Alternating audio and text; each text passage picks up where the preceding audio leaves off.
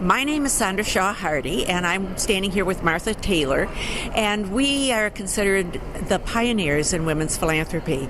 And one of the things we're going to talk today about, three ways to better engage women in philanthropy and to secure more money from women.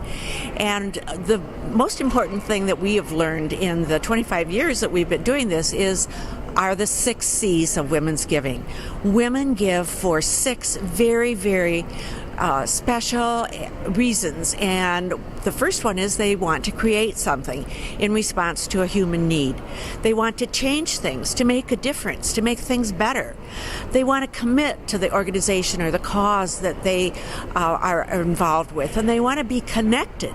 The fourth C is they want to be connected to that cause. They want to be connected both before and afterwards, and that's an important element to remember, is they don't just give their money and run, or they don't just get asked and expected to give money. They have to be asked. They have to be involved.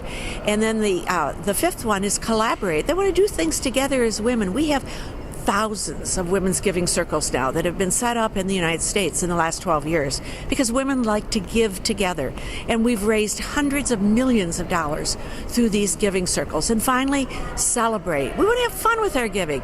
We want to have fun and celebrate other women's giving. And Martha's going to talk about the second major thing. Okay.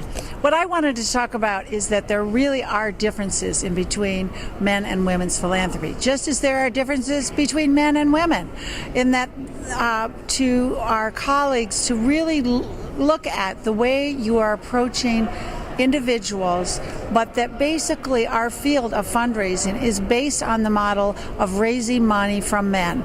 And so to rethink the way you're looking at your standard operating procedures with women in mind. Women really like this idea of partnership with the organizations that they are giving to. And one of the great quotes from one of the women donors that we remember is, she said, "I want to see the human face my gifts affects." So to really show a human face that your organization is affecting one life, that is really a difference. Another thing is the way to look at women is that looking at them from the source of money is that women have either earned or married or inherited. And still at the top of the giving pyramid, women it's changing, but women basically, rich women, have their money from inheritance or married, with a few women coming up the ranks now who have earned it. So you have to look at the psychology of the ownership of money. Even if the women know they legally own half the money, do they own it psychologically? So that is why it's important to discuss these things openly with women, because a lot of them have never talked about it. Because what it is we talk about parity in giving in households with women, in that talking about having her philanthropy, his philanthropy, and our philanthropy.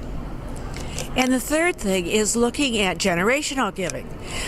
There's such a difference in giving amongst the generations. For example, the big generation now that we talk about are the baby boomers. And you look at, okay, so what impacted the baby boomers? In our case, it's civil rights, the Vietnam War, the Kennedy's death, and then how does that impact their giving? Well, for one thing, baby boomers have always demanded change, and they still are demanding change. They want change with their giving, so they want accountability.